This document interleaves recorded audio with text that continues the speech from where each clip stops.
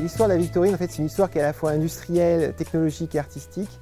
Et en fait, quand on regarde sur les 100 ans d'histoire, elle a été menée par des gens qui, à un moment, sont vraiment tombés amoureux de la région, qui ont voulu travailler sur la région, même si eux n'en venaient pas forcément.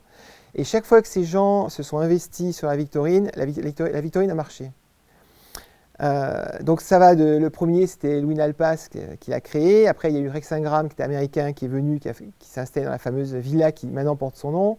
Après, il y a eu Christian Jacques dans les années 30. Il y a eu Edmond Tégréville dans les années 40 et 50. Après, il y a eu quelqu'un comme Georges Lautner, donc lui, c'était vraiment le niçois qui a travaillé pendant 20 ans à la Victorine. Il y a eu l'anglais Terence Young, qui d'ailleurs n'a pas eu beaucoup de chance, et ça a terminé avec les deux Américains, les frères Douglas. Donc chaque fois que ces gens-là se sont investis, ils ont mis leur argent, ils ont mis leur énergie, ça a marché plus ou moins bien selon les cas, et c'est là que la Victorine a marché. Un des âges d'or de la Victorine, c'est pendant la Deuxième Guerre mondiale. Pourquoi ça a marché à cette époque-là? Tout simplement parce que Paris, c'était plus tout à fait Paris, et tout le monde était venu s'installer ici. Donc les gens étaient sur place, ils travaillaient sur place, et ça fonctionnait.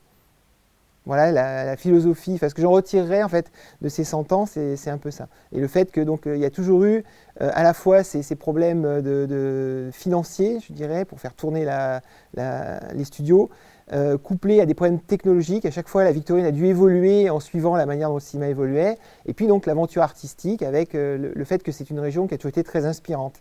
Puisque même quand la Victorine ne tournait pas ou peu, il y avait toujours des films qui se sont faits et des films qui ont toujours été remarquables.